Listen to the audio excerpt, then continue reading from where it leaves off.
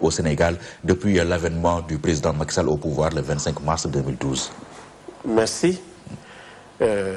Concernant les libertés fondamentales au Sénégal, on peut tout de même dire que la liberté d'expression, elle existe. Elle existe depuis quand même assez longtemps. Les Sénégalais peuvent s'exprimer, la presse peut s'exprimer librement, c'est une excellente chose.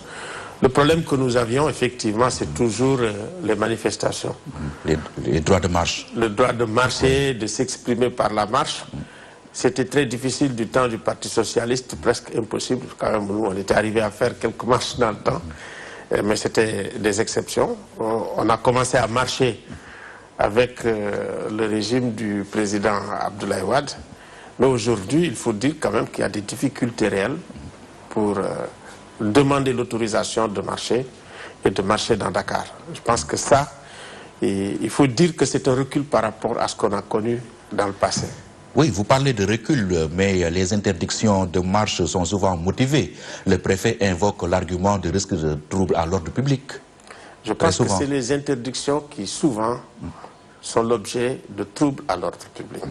Mais quand les marches sont autorisées, encadrées, pour qu'il n'y ait pas de désordre par effectivement la sécurité, les forces de l'ordre, généralement, ça marche. Hein.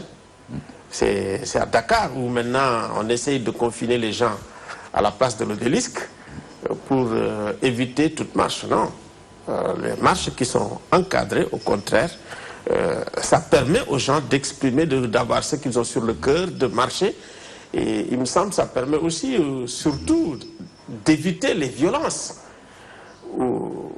Donc nous pensons quand même que l'État doit respecter cette liberté fondamentale qui est reconnue dans la Constitution du Sénégal. J'ai vu même récemment, j'ai été très surpris, à Mbour, que les gens demandent à sortir le Kankourang. Et le préfet qui sort, qui interdit la manifestation pour le Kankourang. Oui, c'est pour prévenir. Il y avait risque avéré de troubles, non? Enfin, moi je suis de Ziguinchor, hein. La Casamance, les Kankourang ils sortent. Bon, peut-être il peut y avoir un ou deux incidents, mais les Kankourang maintenant, ça gêne personne, hein. C'est presque pour les touristes. Hein. Donc, je pense qu'il faut faire un travail pédagogique de sensibilisation des gens et de laisser les gens manifester. Je pense que c'est mieux. Maintenant, cette sensibilisation peut être prise en charge par la société civile, par l'État. Et je pense que s'il y a une bonne pédagogie, je pense que les gens peuvent comprendre et éviter, si vous voulez, les marcheurs ou les fauteurs de troubles. Oui, c'est connu, Aluntine, les libertés, souvent, ça s'arrache. Est-ce que, parce que vous également, à l'époque, vous êtes allé au clash même, s'il le fallait, avec le président Abdoulaye Wade. Mais sauf qu'aujourd'hui, ce qu'on appelle trivialement la société civile au Sénégal, on a l'impression qu'elle a été phagocytée par le régime en place. Est-ce votre point de vue? Pas du tout. La société civile, il y a une relève. Ça fait quand même presque une quarantaine d'années qu'on est sur le terrain. Aujourd'hui, il y a des jeunes qui se battent, qui sont bien. À Amnesty International, vous ne pouvez pas dire tout de même que quelqu'un comme Seydi Gassama est inactif. Hassan Diomandjaï, on l'entend. Oui, en dehors des communiqués, en dehors des plateaux de télévision, on ne les voit pas sur le terrain, descendre sur le terrain. Si. Comme vous le faisiez à l'époque. Ils sont sur le terrain. Moi, je suis avec eux-mêmes sur le terrain. Moins bavard, moins visible, mais on est sur le terrain pour nous battre pour les libertés et les libertés des autres. Il n'y a pas si longtemps, on était à la place de l'Obélisque, quand même, sur la question de la mendicité des enfants. On n'était pas si longtemps sur la place de l'Obélisque ensemble pour dire effectivement qu'il faut libérer immédiatement et sans condition les anti-esclavagistes qui ont été emprisonnés en Mauritanie. Donc on est sur le terrain. Donc ils sont là, les Hassan Dioma, ils sont là, les Mbodj, les Aboubakri Mbodj, ils sont là, les jeunes Baba Karba, vous l'entendez tout le temps. Ils sont sur la toile aussi, ils s'expriment sur la toile, parce que là aussi je regarde ce qui s'y passe. Il est évident que les contextes ne sont pas les mêmes, et puis il faut laisser aussi les garçons mûrir, s'adapter et avancer, mais la société civile sénégalaise, elle est là, avec les Valdiodio Ndiaye, qui ont même franchi les frontières. Maintenant, il est au Gabon au moment où je vous parle. Donc, non. Donc, c'est un autre contexte. Donc, les Yanamar, même, je les oublie. Ils sont là, sur les plateaux, mais ils sont également sur le terrain. Oui, autre temps, autre meurt, comme on dit. Sauf que là, il y a un sujet d'actualité brûlant.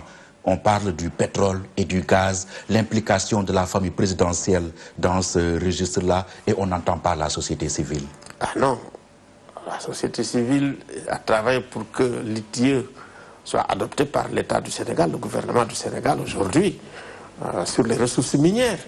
Les ressources minières, récemment, je ne parle même pas de la société civile. Moi, j'ai commencé à travailler quand j'étais président du comité sénégalais des droits de l'homme. Il y a un document qui a été fait, produit avec l'aide d'Oxfam et de pas mal de partenaires sur les ressources minières.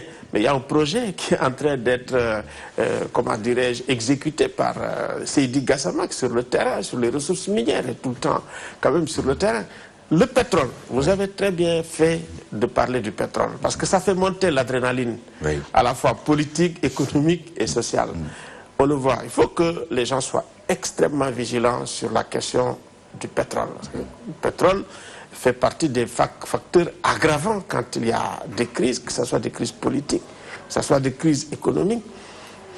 Pour que, en réalité, les premiers responsables, ça veut dire que ce sont les autorités de l'État qu'ils fassent preuve de vigilance, qu'ils fassent preuve de transparence dans le cadre des contrats, dans le cadre des gens avec qui aussi ils font ces contrats, ces transactions.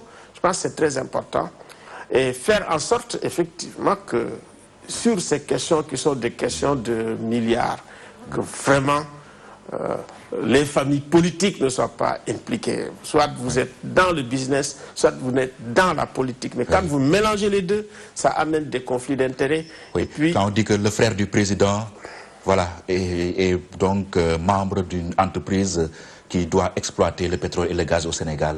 Bon, moi j'ai vu effectivement au départ, c'était le cas, je pense qu'il a démissionné. Est-ce qu'il est encore dedans? Il a dit qu'il n'y est plus, que ça ne le concerne plus. Bon, mais je pense que les choses doivent être transparentes, les choses doivent être claires.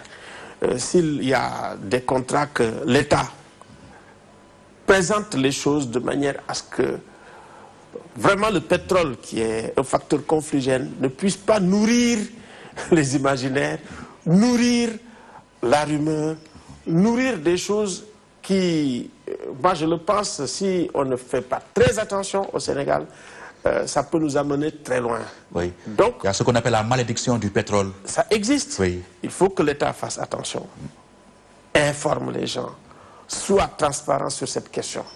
Et que vraiment, les familles politiques, je ne veux pas dire présidentielles ou autres, quelle que soit la famille, qui ne s'impliquent pas dedans, vraiment qu'ils s'abstiennent totalement de toute forme d'implication dans les transactions, de ne pas s'impliquer, c'est important.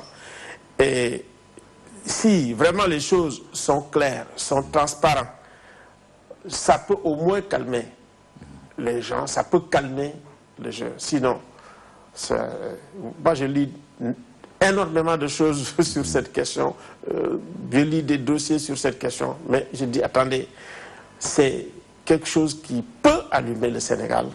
Et donc, il faut que tout le monde fasse preuve vraiment d'un sens élevé des responsabilités pour que l'instrumentalisation politique de la question du pétrole, de cette ressource, et que le manque de transparence ne nous amène pas vraiment vers les dérives que d'autres pays ont connues. Oui. Donc c'est vraiment là où la vigilance doit être de mise pour tout le monde. Oui. À propos de transparence, est-ce que le gouvernement doit aujourd'hui publier les contrats, parce qu'il y a l'ancien Premier ministre Abdoul Mbaye qui invite le chef de l'État à publier les contrats d'exploitation. L'actuel Premier ministre lui demande d'attendre le rapport de l'ITIE prévu le 16 octobre prochain. Faut-il attendre le rapport?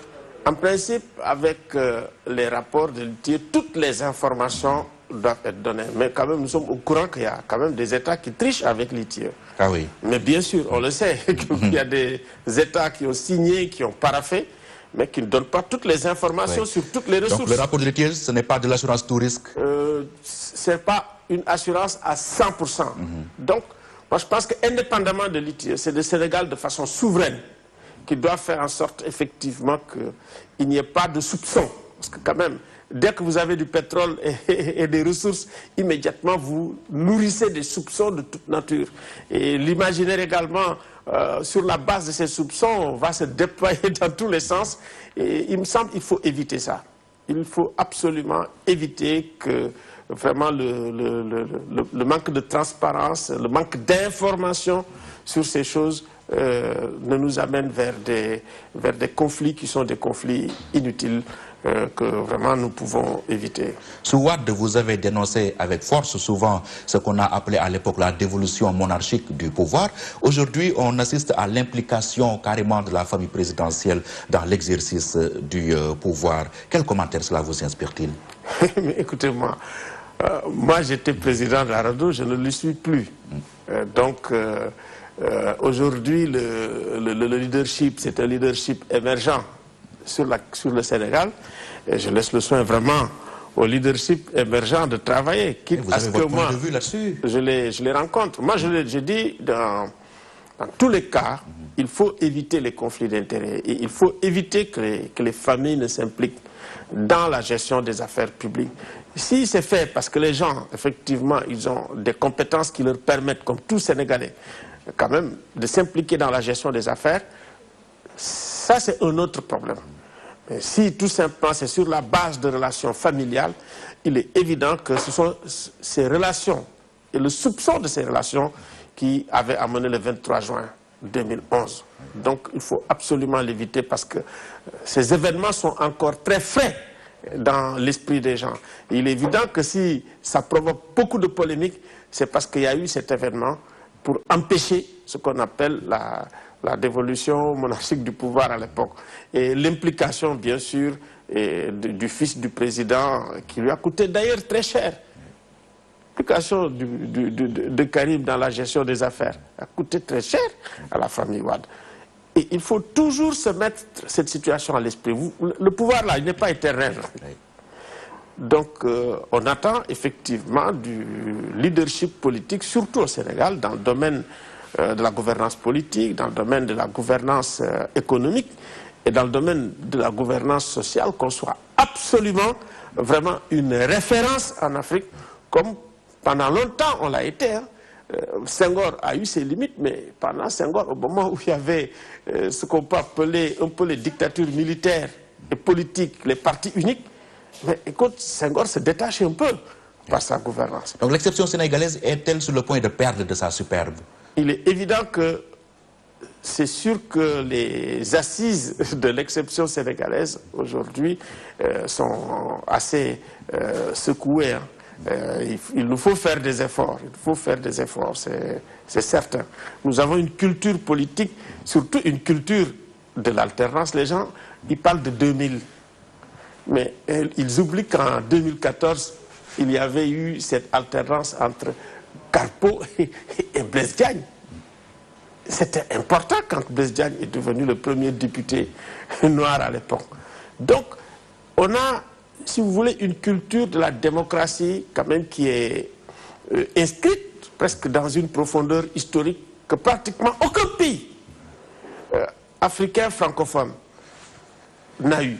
Donc c'est très important aujourd'hui que l'on se souvienne de cela et que toutes les manœuvres destinées un tout petit peu à museler, à réduire les gens au silence, à réduire leur liberté, ont abouti à énormément de violence. Depuis le temps de Senghor en 63, vous l'avez vu, en 68, on l'a vu en 88 aussi, donc on doit faire extrêmement attention. Mais c'est curieux parce qu'on dit des Sénégalais qu'ils ont perdu toute capacité d'indignation.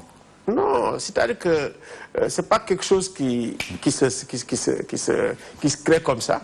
Mais les Sénégalais n'ont pas de capacité d'indignation. Ils n'ont pas perdu? Pas du tout. Ce que je lis tous les jours dans la presse sénégalaise, ce que j'écoute tous les jours dans les télévisions, ce que je lis également dans la toile, montre que les Sénégalais sont là, continuent à s'indigner, continuent à parler, continuent à résister. Ça c'est très clair hein, par rapport à toute forme de tyrannie ou à toute forme, si vous voulez, aussi d'oppression. Hein, c'est clair. Oui. Bien que, effectivement, c'est pas comme dans d'autres pays. Hein. Au Sénégal, il y a des choses que les gens ont dépassées depuis très longtemps. On ne réécrit pas l'histoire, mais pensez-vous qu'un autre 23 juin est possible au Sénégal? Écoutez, ça dépend, hein, parce que... De quoi? C'est-à-dire qu'il ne faut pas dépasser une ligne rouge dans le cadre du respect des libertés, dans le cadre, si vous voulez, de l'exercice des libertés fondamentales, dans le cadre de la bonne gestion. On dit de la gestion vertueuse. Il faut revenir à ça, c'est un mot extrêmement heureux. On nous avait promis, oui, une gestion sobre et vertueuse. Le président a eu. Est-ce que l'action est au rendez-vous du verbe aujourd'hui?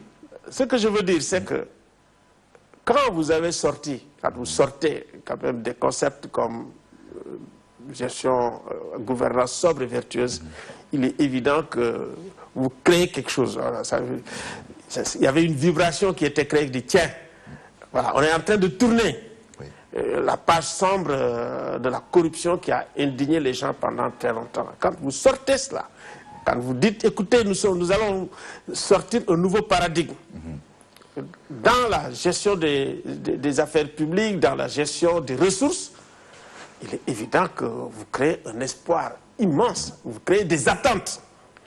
Maintenant, est-ce qu'on peut dire que ces attentes ont été satisfaites sur toute la ligne?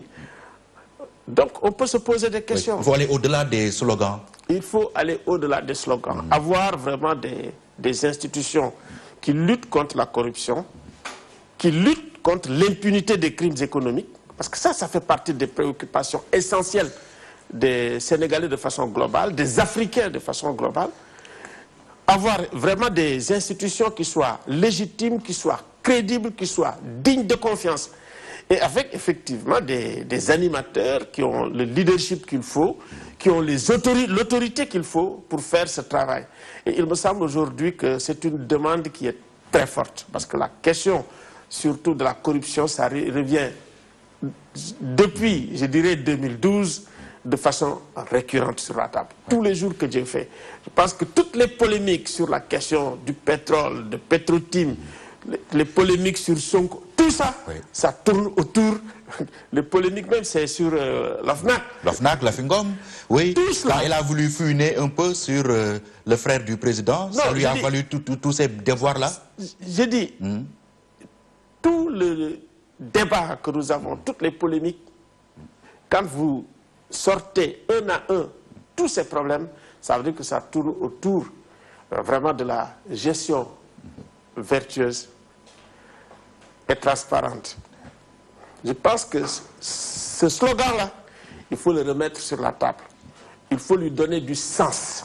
Il faut effectivement le pratiquer de manière quand même à édifier les Sénégalais sur le fait qu'il y a une page qui est définitivement tournée, qui est la page de la corruption qui, si vous voulez, détruit les institutions, détruit les sociétés, détruit les relations. Et je pense que ça, c'est très important qu'on revienne sur ce paradigme. Parce qu'aujourd'hui, les gens se posent des questions par rapport à tout cela. Une polémique qui n'est même pas très saine est en train de s'installer durablement sur ces questions. Donc, il faut tourner la page. Et l'affaire Nafingom Keïta vient-elle remettre en cause ou bien en doute la volonté du président de lutter efficacement contre la corruption?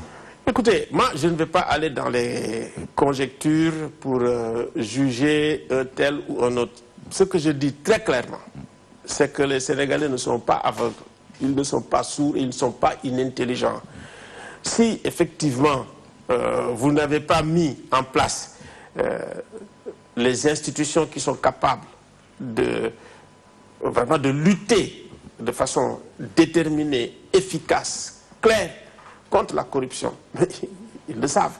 De toute façon, ce sont des questions qui ne peuvent pas éternellement être cachées. Hein. Donc, moi, je dis, les Sénégalais, il faut les prendre très au sérieux, comme des gens très intelligents, qui sont capables d'agir le moment venu dans un sens ou dans un autre. Donc, il faut soigner la gestion du pays, lutter de façon déterminée contre la corruption, éviter les conflits d'intérêts entre la politique, et le business. Ça, vraiment, il faut absolument mettre un terme et tourner la page. Et puis être transparent.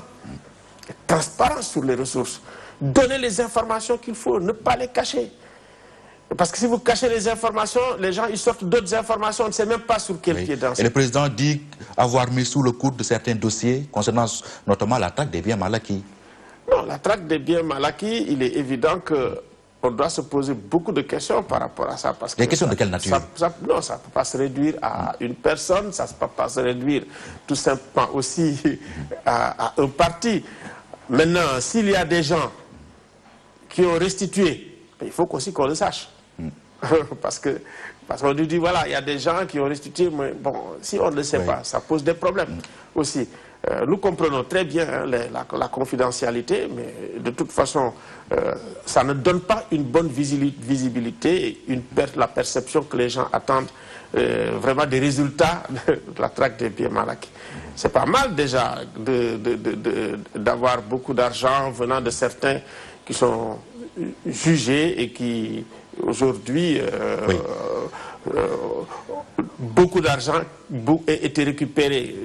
C'est une très bonne chose, mais il faut bien informer les gens. Concernant notamment la traque des biens mal acquis, au début, le procureur spécial nous avait dressé une liste de 25 personnalités susceptibles d'être traquées, comme on dit trivialement. Finalement, seul Karim Wade aura été emprisonné. Cela vous pose-t-il problème?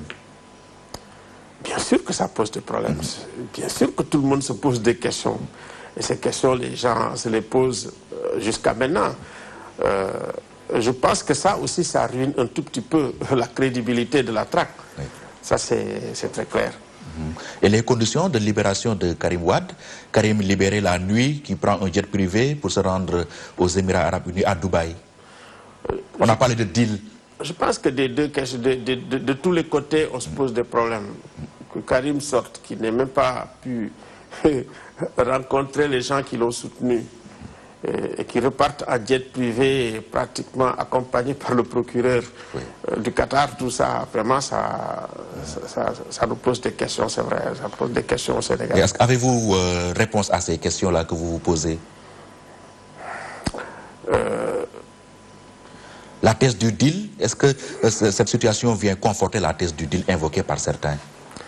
C'est certain que les gens ont discuté pour que, effectivement, cette sortie de Karim... a été négociée? Écoutez, je dis, cette sortie de Karim, c'est même humiliant pour Karim. Donc, s'il l'accepte, bien sûr, c'est parce qu'il y a des choses qui se sont passées. Et puis, c'est pas aussi, comme je dirais, du côté du pouvoir, on ne doit pas être très fier non plus. Parce que si on estime qu'il n'y a absolument rien, il devait pouvoir sortir, rencontrer les gens. Et tu sais, certainement, sa première sortie devait être à Touba. Mais bon, moi, je ne voudrais pas vraiment m'attarder sur ce sujet-là.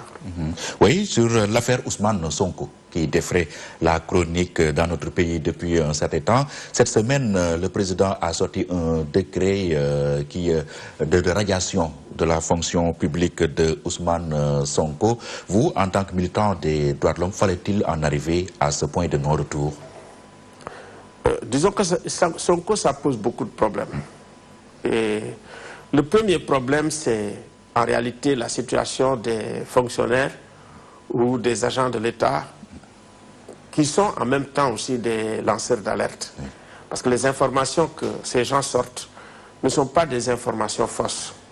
Donc, quel doit être le statut de lanceur d'alerte? Quelqu'un qui dit, écoutez, je suis dans une société où il y a des dysfonctionnements extrêmement graves et en tant que citoyen, je vais parler de ces dysfonctionnements. Alors, tout de suite, immédiatement, vous devenez une... je dirais pas une victime, vous devenez une victime vous-même de ce que vous avez fait et qui doit être considéré comme quelque chose de salutaire. Alors, donc, il faut qu'on réfléchisse et qu'on donne un statut aux lanceurs d'alerte. C'est-à-dire les gens qui luttent contre la corruption. C'est très important. Qu'ils soient protégés en tant que tels. S'ils sont des agents de l'État et qu'ils ont vraiment des informations qui sont capitales, parce que ces informations permettent de rectifier des dysfonctionnements, permettent de récupérer de l'argent Je pense qu'il faut voir comment il faut les récompenser au lieu de les punir.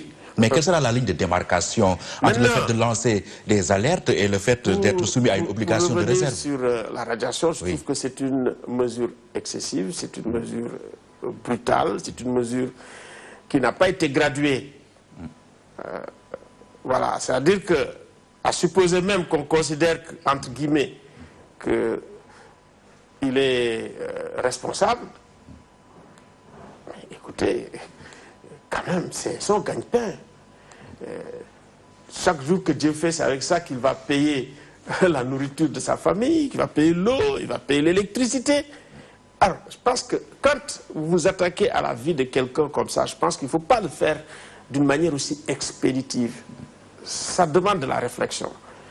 Et j'espère effectivement que s'il y a des institutions judiciaires qui peuvent rectifier le tir, ce serait une très bonne chose.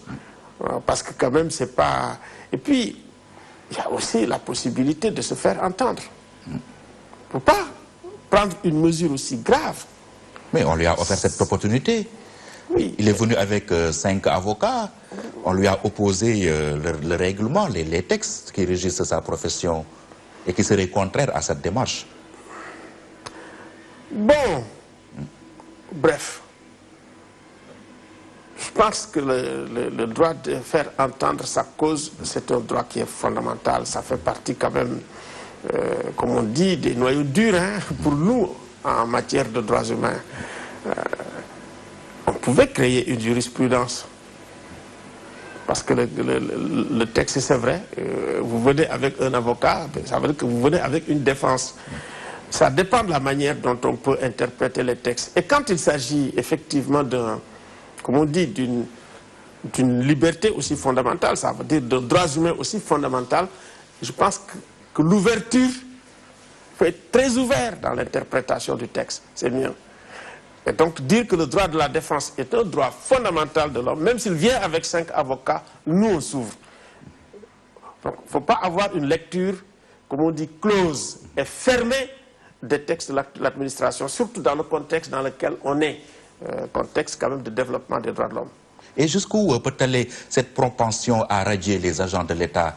On a assisté à la radiation du commissaire Keïta. Il y a eu le colonel Ablaye Aziz Daou qui avait écrit un brûlot sur la gendarmerie. Le ci-devant régisseur de la prison de Rebeuss sur un simple poste sur la libération de Karim Wade. Il a été limogé et radié par la suite. Aujourd'hui, on assiste à la radiation de l'inspecteur Ousmane Sonko. Comment arrêter cette hémorragie? C'est pour ça que j'ai dit il faut réfléchir, approfondir la réflexion sur ça et regarder comment on peut traiter le cas de ce qu'on appelle les lanceurs d'alerte. Je pense que c'est bon au moment où on est, où beaucoup de gens se posent des questions et où effectivement aussi ça nourrit beaucoup la polémique, qu'on s'arrête, qu'on se dise écoutez, il faut qu'on examine cette question. Si effectivement les lanceurs d'alerte, les informations qu'ils donnent sont bonnes pour la société, sont bonnes pour l'éthique politique, sont bonnes pour la gouvernance, à partir de ce moment-là, il faut trouver un autre moyen de les récompenser que de les radier. Mais justement... Et cette réflexion-là, nous en avons besoin. Oui. On ne peut pas faire, si vous voulez, l'économie de cette question. L'autre question, c'est, on se dit, tiens, c'est un chef de parti.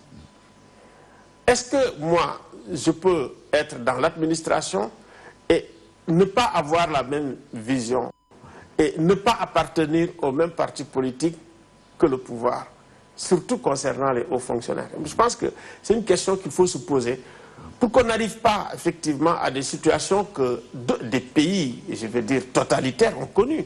En Allemagne, à une époque, tu es communiste, tu ne peux pas aller dans, tu peux pas exercer une profession, ce qu'on appelait le Berufsverboten, ça veut dire les interdictions professionnelles.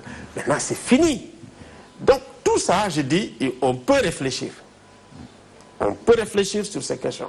Et je pense que le Parlement doit réfléchir sur ces questions pour voir comment nous pouvons avoir une société de plus en plus ouverte, de plus en plus humaine, avec des mesures quand même qui...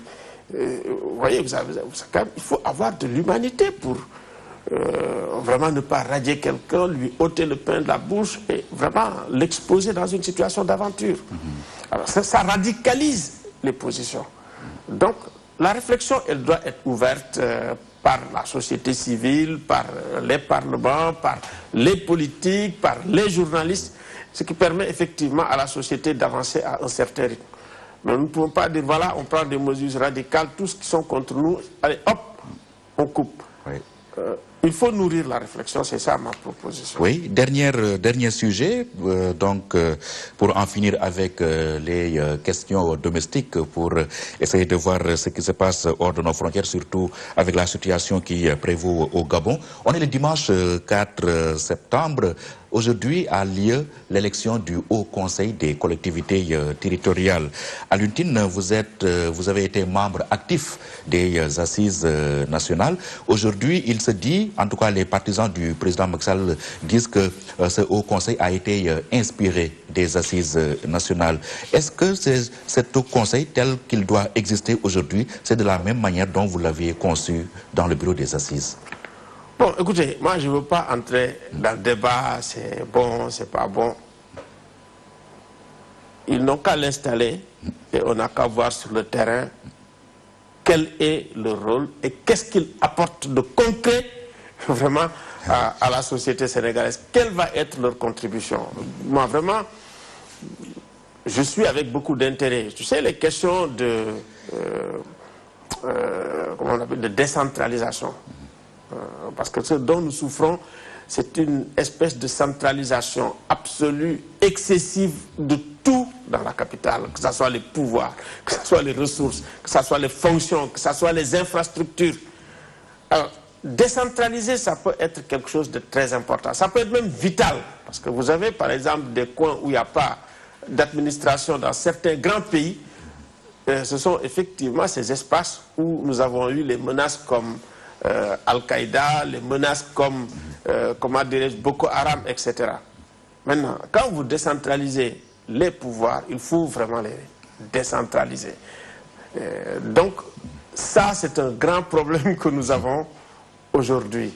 Nous avons un très grand problème avec la décentralisation et également attribuer des pouvoirs réels aux autorités qui sont chargé effectivement d'administrer les zones dans les régions, dans les villages et un peu partout. Ça mérite une véritable réflexion nationale au même titre que ce qu'on a fait au niveau des assises. Parce que ça, c'est très important. Pour ne pas considérer tout simplement les gens qui sont dans la capitale comme des citoyens à part entière et les autres entièrement à part. Mais ça aussi, ça demande beaucoup de réflexion, ça demande beaucoup de responsabilité, ça demande beaucoup de maturité. Bon, la phase actuelle fait quand même l'objet de beaucoup de polémiques dans la décentralisation. Maintenant, on a créé un nouveau truc. Bon, attendons voir ce que ça va donner. Moi, je suis tout ce qui se passe. Ce qu'il faut dire, surtout par rapport au processus électoral, et éviter toute violence, je pense que il faut que ça soit transparent. Je pense que c'est là, effectivement, où nous risquons d'avoir des problèmes et des tensions inutiles. Si les gens demandent effectivement à avoir le fichier, il faut le leur donner. Il faut que toutes les informations, que tous les partis le partagent de la façon la plus équitable. Pour quand même qu'on aille vers des élections au moins transparentes, pacifiques, apaisées, où les résultats ne seront pas vraiment contestés par les gens. Et ces contestations, ça nous amène également à des violences, les violations de droits de l'homme, etc. On peut en faire l'économie. On peut en faire l'économie. Les gens qui demandent le fichier, il faut leur donner le fichier. Je pense que c'est là où il y a l'essentiel. Maintenant, pour le reste, on verra. Si d'ici un an, peut-être on va s'asseoir pour dire, mais écoutez, qu'est-ce qu'ils ont fait de très concret? Oui, quand on vous dit que le chef de l'État va nommer 70 et les 80 autres seront élus, est-ce que cela ne souffre pas d'une légitimité au Conseil-là? Il est évident que ça, c'est des points de vue depuis très longtemps, je les assume. Je dis, on ne peut pas quand même nommer les hauts conseillers comme on nomme des préfets ou des gouverneurs.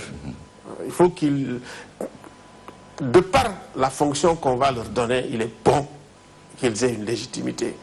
Mais effectivement, quand vous nommez 70, on a l'impression que c'est des biscuits qu'on distribue. Il faut voir comment on peut faire les réformes de manière à ce que, vraiment, que ce soit peut-être une très infime partie, mais 70, de mon point de vue, c'est beaucoup. C'est beaucoup, voilà. Alioune Tine, vous êtes le directeur régional d'Amnesty International pour l'Afrique de l'Ouest et du Centre, l'Afrique centrale justement, le Gabon. Le Gabon au bord de la rupture, surtout avec la proclamation des résultats de la présidentielle, résultats qui donnent Ali Bongo vainqueur d'une courte tête, et ses détracteurs, ou en tout cas son principal opposant, rue dans les brancards et conteste sa victoire. La situation qui prévaut au Gabon vous inspire quel commentaire? Écoutez, nous sommes extrêmement préoccupés par ce qui se passe, par surtout l'utilisation excessive de la force par les forces de sécurité sur place. Et puis, il a fait beaucoup de blessés. Hein. Oui. Et puis, il a abouti aussi à des morts. Et puis, à des dégâts, des édifices publics qui ont été brûlés, des propriétés privées, etc. Franchement, cette éruption de la violence, cet embrasement du Gabon nous inquiète, nous préoccupe, et nous recommandons très fortement aux pouvoirs publics, aux autorités publiques, aux forces de l'ordre, vraiment de respecter les libertés fondamentales. Les gens qui veulent contester les résultats, qui sortent et qui manifestent pacifiquement, je pense qu'il faut les laisser manifester. C'est très important. Comment en est-on arrivé là? Est-ce que vous aviez vu venir? Mais tout le monde a vu venir. Le manque de proactivité des institutions, quand même africaines, nous laisse quand même pantois. Silence de cathédrale. Aucune réaction officielle. Il n'y a pas eu de proactivité. Il n'y a pas eu une réaction active sur place. Peut-être qu'ils sont là-bas. Moi, j'ai entendu Falilou Diallo parler, parce que je suivais carrément la télévision gabonaise, moi. Et puis, plus rien. Et puis, il n'y a pas eu de réactivité non plus. Aujourd'hui, nous sommes quand même dans un malaise profond, dans un pays africain où les institutions africaines gardent un silence de cathédrale, oui. Alors que nous voyons l'Union européenne s'exprimer, nous voyons les États-Unis s'exprimer, nous voyons la France s'exprimer, nous voyons les Nations Unies s'exprimer. Oui. Tout de même, il est temps par rapport justement à la brutalité de la réaction des autorités, par rapport aux violences, par rapport aux violations des droits humains, par rapport aux risques, même pour l'avenir du Gabon, par rapport aux menaces. Mais il faut effectivement que le leadership africain s'exprime. Et comment faut-il analyser ce silence assourdissant des chefs d'État africains? Mais le problème, on a un problème de leadership. Et puis, il y a aujourd'hui une tendance très lourde qu'il faut analyser, et également qui est la source de ce que nous vivons à l'heure actuelle un peu partout en Afrique, surtout par rapport aux élections. Vous avez, si vous voulez, la tendance de ce qu'on appelle un coup KO. Oui. Le coup KO, pour des gens qui ont 2 tours d'élection, quand vous regardez un tout petit peu ce qui se passe, c'est d'abord la restriction de l'espace civique, des libertés fondamentales. Effectivement aussi avec un usage excessif de la force. Les gens qui manifestent, on les réprime, on interdit. Et puis ensuite, vous avez la criminalisation de l'opposition, ou même de la dissidence. Vous voyez par exemple en Gambie, donc le leader de l'UDP, il sort avec la jeunesse, il marche pour demander des élections transparentes et démocratiques, et voilà, il se retrouve avec ses amis pour 3 ans de prison. Un jeune, Solo Sendeng, a été torturé à mort. On n'a pas encore vu le corps aujourd'hui. Et également, il y a eu un autre mort en détention, c'est Ibrahima Koroma. Donc, on est extrêmement inquiet par rapport à la Gambie. Et donc, lors du sommet de la CEDEAO, il y avait quand même une résolution qui était prise pour dire, écoutez, il y a 3 chefs d'État qui doivent aller sur place, parler à Yahya Jammeh et faciliter le dialogue politique. Mais au moment où je vous parle, les chefs d'État n'ont pas fait le déplacement. Donc, oui, parce qu'il y avait Macky Sall. Nous reviendrons sur la Gambie tout à l'heure, si vous permettez. Parce que la Gambie a des élections présidentielles au mois de décembre prochain. Oui, nous allons dire un mot tout à l'heure sur la Gambie. Mais terminons avec, le Gabon. Quelle solution de sortie de crise entrevoyez-vous? Mais d'abord, il faut se déplacer, aller voir les responsables au niveau du Gabon, demander effectivement que les violences cessent et faciliter la discussion. Ça, c'est un. De deux, puisque les gens contestent effectivement, mais je pense qu'il faut faire en sorte que les sources du contentieux soient examinées. Oui. Au recomptage des suffrages, par exemple? S'il le faut pour éviter la violence, mais il faut le faire. Personne ne doit quand même... Si tout s'est passé dans la transparence, on ne doit pas avoir peur du recomptage des voix. On ne doit pas avoir peur. Parce que ça s'est fait dans d'autres pays. Donc, il me semble qu'il faut faire preuve de beaucoup d'ouverture. Mais tout ça, il faut que quand même les institutions africaines, le leadership africain, prennent des initiatives, aillent sur place, communiquent. Pour qu'on se dise, mais tiens, voilà. Mais aujourd'hui, au Gabon, vous ne pouvez pas envoyer de trucs par Internet, c'est coupé. Oui. Les réseaux sociaux, c'est coupé. Les SMS, c'est coupé. Pratiquement, le Gabon s'est coupé carrément de l'extérieur. Ça aussi, ça pose des problèmes. Pourquoi chaque fois qu'il y a des problèmes maintenant, surtout en matière électorale en Afrique, ça s'est passé au Congo, Brazzaville, où là aussi nous avons des problèmes avec le général Moukoko qui est toujours en prison. Voilà, ça la criminalisation aussi de l'opposition et de la dissidence politique. Et le problème que nous avons, qui est le problème central, c'est en réalité comment avoir ce qu'on appelle une alternance politique, pacifique, par des élections transparentes, démocratiques et apaisées. Maintenant, si vous bloquez toute possibilité d'alternance pacifique par des élections transparentes et apaisées, il est évident que vous risquez d'avoir des alternances de type extrêmement violentes. Et ça, c'est aux Africains de réfléchir sur cette question pour voir comment, effectivement, que le partage, que le pouvoir ne peut pas rester entre les mains d'une famille pendant 50 ans, d'une dynastie pendant près de 50 ans. Oui. Il est évident que ça va finir comme d'autres ont fini, comme d'autres dictatures ont fini. Parce que quand même, c'est des formes de dictature molles qui ne disent pas, effectivement, comment dirais-je, leur nom. Et la France, pensez-vous qu'elle va s'impliquer d'une manière ou d'une autre dans cette crise? Vous savez, la France et le Gabon, c'est une très vieille histoire. Depuis... Elle a beaucoup d'intérêt à sauvegarder au Gabon. C'est pas seulement des intérêts, je dis, mais sur le plan politique, quand on veut regarder ce qu'on appelle la France-Afrique, vraiment, vous voyez, le cas le plus caricatural, c'est ce qui est arrivé au Gabon. Au Gabon, où vraiment la France a envoyé carrément comme ambassadeur des gens tout de même très peu recommandables, qui n'ont absolument rien à voir avec, avec la diplomatie. Donc tout cela, on l'a vu au Gabon. Et du Gabon aussi, la France quand même a agi dans des pays voisins. Le cas du Biafra. C'est à partir du Gabon qu'on avait instrumentalisé les choses. Et peut-être dans d'autres pays comme le Congo. Il est temps aujourd'hui que vraiment c'est besoin de contrôler les ressources stratégiques vraiment n'aboutissent à des situations tragiques en Afrique. Mais c'est aux Africains, eux aussi, vraiment c'est aux Africains unis. C'est pour ça que nous avons besoin quand même d'institutions africaines très fortes.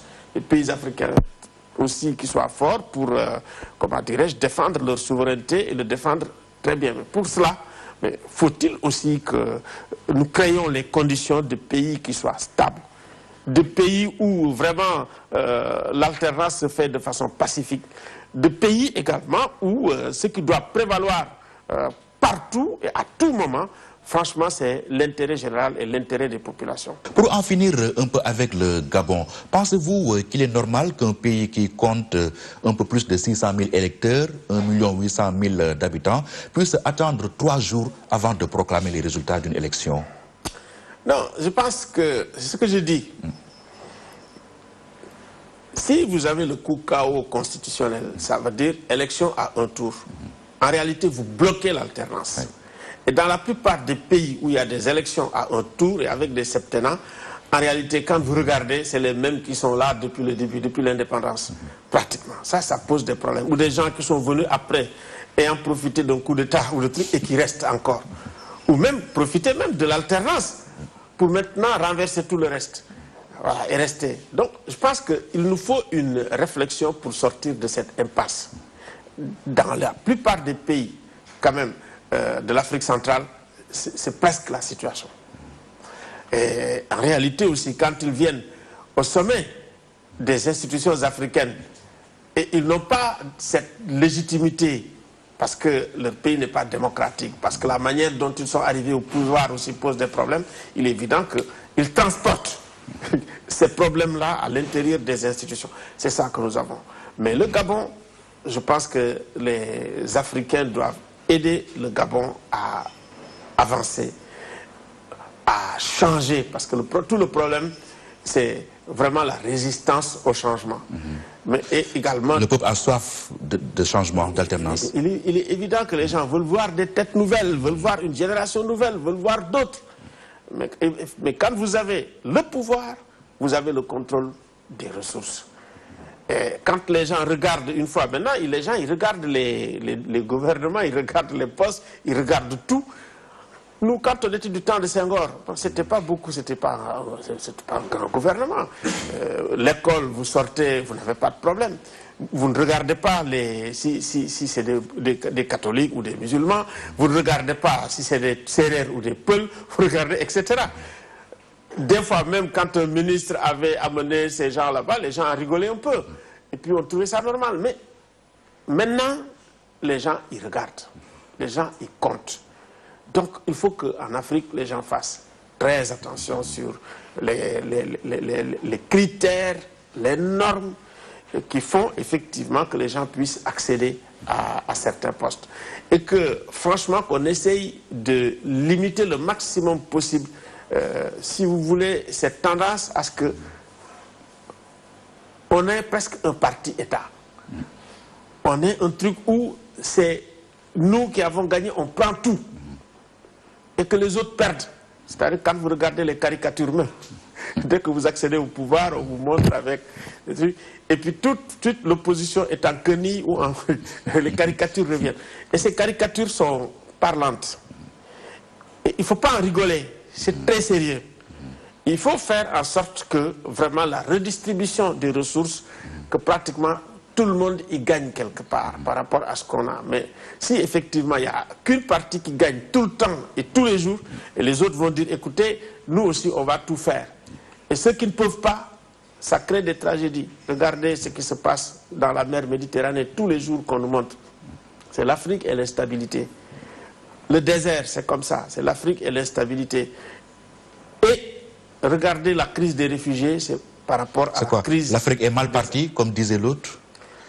L'Afrique a toutes les ressources aujourd'hui, les ressources humaines, les ressources vraiment financières et les ressources minières, et a les capacités, si effectivement elle a confiance en elle, si elle respecte la démocratie, si elle respecte les droits humains, et si elle place vraiment les citoyens africains au-dessus de tout avec leurs intérêts à sortir de cette situation. Ça, je vous le dis, l'Afrique a les capacités, a les possibilités, parce que nous avons des Africains qui sont dans d'autres institutions et qui réussissent très bien, qui sont dans d'autres universités qui réussissent très bien, et dans tous les domaines. Oui, vous avez déploré tout à l'heure l'absence de leadership africain, notamment dans cette crise gabonaise. Mais est-ce que ce leadership pourrait être incarné, par exemple, par le Sénégal?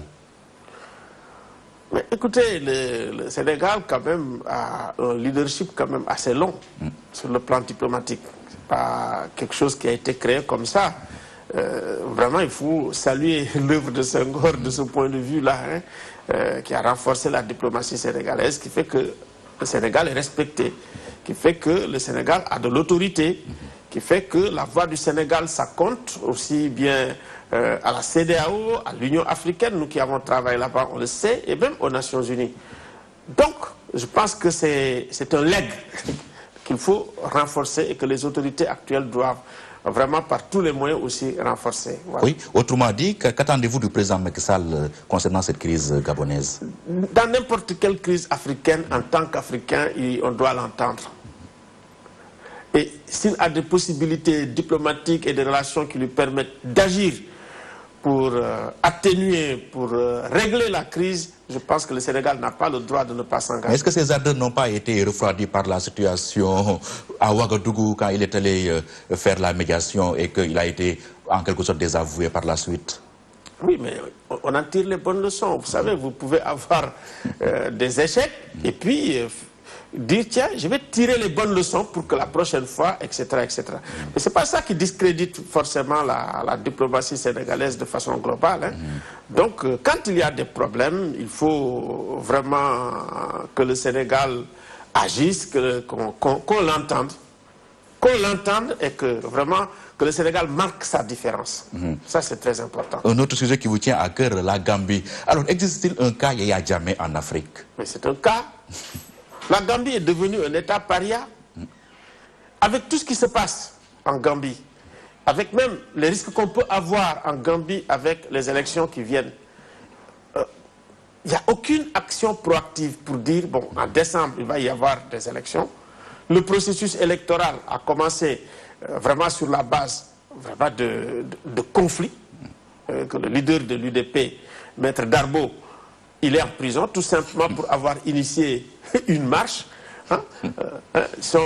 Sendeng, le responsable des jeunes, torturé à mort. Et puis ensuite, Koroma qui est mort en détention parce qu'on n'a pas pu le soigner correctement quand il était à Maïltou, la prison de Maïltou. Donc, avec tout cela, personne ne fait rien. Et pratiquement, il y avait une résolution. De la CEDEAO. Le président Macky devait aller là-bas avec Ellen Johnson Sirleaf, avec Koroma de la Sierra Leone. Mais pratiquement, pratiquement les élections arrivent. Mais jusqu'ici, rien. Par rapport à ce qui se passe, ça ne bouge pas. Donc, on est dans une situation vraiment d'impasse par rapport à la Gambie. Et il fait ce qu'il veut. Il dit voilà, c'est pas l'Union africaine ou la CEDEAO qui ont planté même un poteau électrique ici. Donc, s'il continue, moi-même je sors de la CEDEAO et de l'Union africaine. Et il ambitionne de faire de la Gambie un État islamique. C'est déjà fait, hein, il a dit que c'est un État islamique. Mais bon, je ne pense pas que ça puisse se faire par une proclamation comme ça. Ces décisions doivent se prendre peut-être par référendum, à la limite, en consultant le peuple. Mais bref, je pense que ça, c'est les provocations tout simplement de Yaya Jammeh. Mais malheureusement, il y a des effets tragiques de cette provocation. Il y a des gens qui en meurent, il y a des gens quand même qui perdent leur liberté. Et il est temps aussi que l'Union africaine, la CEDEAO, vraiment prennent les oui, justement. Les initiatives. Que faire avec Yaya Jammeh? Faut-il oser la surenchère avec lui? Comment? Faut-il oser la surenchère avec Yaya Jammeh? Mais je ne sais pas ce que vous appelez surenchère. Mais il me semble qu'il fait partie de l'Union africaine, de la CEDEAO, qui fait partie des Nations unies. Avant, effectivement, qu'on ne puisse avoir des situations peut-être beaucoup plus difficiles à gérer et qui pourraient avoir un impact dans toute la sous-région. Hein. Donc, il est bon, effectivement, que des initiatives soient prises pour faciliter le dialogue entre l'opposition et le pouvoir. Ça, c'est important pour que les gens, même sur les règles du jeu électoral, qu'ils soient d'accord. Tout ça, c'était prévu, les gens y travaillaient, mais maintenant, c'est silence radio. Rien.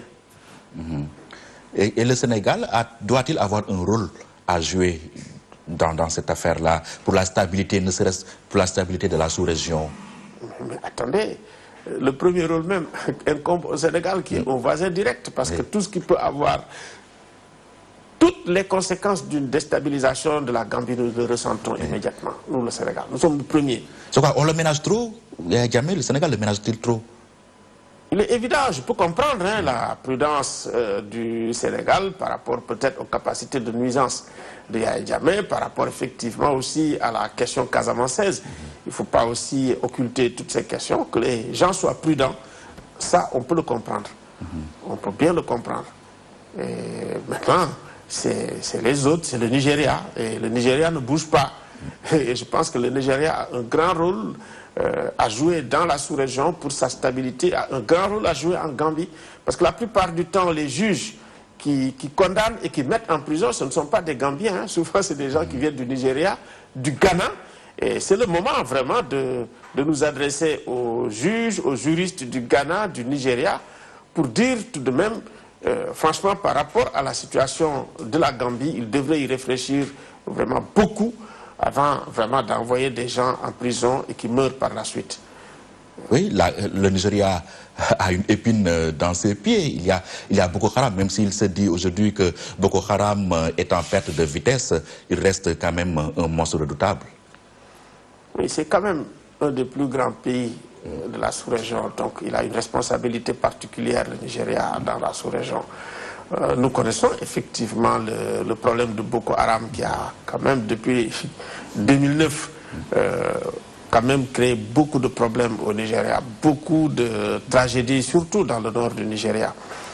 C'est vrai que depuis que les gens sont ensemble avec la force multinationale mixte, il y a eu des résultats concrets. Pratiquement, il y a une baisse de plus de 40% d'après le rapport de ISS, vraiment des attaques de Boko Haram. Mais il ne faut pas oublier que Boko Haram reste encore toujours redoutable. Donc Boko Haram, ce n'est pas seulement le Nigeria, mais quand même, ça s'étend depuis quand même 2014 au Cameroun. Au Cameroun, effectivement, où nous avons la BIR, la brigade d'intervention rapide, mais où, si vous voulez, la lutte contre Boko Haram crée énormément de difficultés aux populations du Nord, qui sont pris pratiquement entre deux feux, où nous avons vraiment une, si vous voulez, une répression féroce, où les gens sont arrêtés, détenus arbitrairement, gardés dans des lieux de détention qui ne sont pas des lieux de détention quand même corrects, ça veut dire les lieux militaires, où les gens sont torturés, où nous avons observé des disparitions de personnes, près de 130 personnes qui ont disparu. On ne connaît pas. Il y a eu des personnes, effectivement, qu'on a mis en détention et qui meurent. Vous avez la prison de Maroua, au nord, qui est quand même une prison qui est pleine comme un œuf, où pratiquement les gens meurent, toutes les semaines, vous avez des gens qui meurent, au moins 7 personnes qui meurent par mois dans la prison de Maroua. Tous ces problèmes-là, vraiment, nous devons les voir. Et nous avons aussi les lois antiterroristes, qui sont des lois liberticides, qui sont des lois, des fois même, qu'on instrumentalise pour tout simplement réduire au silence la société civile et réduire au silence également les oppositions politiques. Donc, il faut qu'on réfléchisse sur tout ça. Et vraiment, Amnesty est en train de réfléchir parce que en septembre, fin septembre, nous allons avoir ce qu'on appelle le conseil consultatif qui va réunir les directeurs africains ici pour réfléchir sur toutes ces questions et tenter de faire des recommandations. Voilà, Alioune Tine, merci. Merci infiniment. Vous êtes le directeur régional d'Amnesty International pour l'Afrique de l'Ouest et du Centre et ancien président de la rencontre africaine pour la défense des droits de l'homme. Cela a été un plaisir pour nous de vous avoir reçu sur ce plateau de l'émission Franc-Parler. Merci infiniment. Merci beaucoup, Edouard. Mesdames et messieurs, ainsi prend fin cette émission. Rendez-vous dimanche prochain. Au revoir.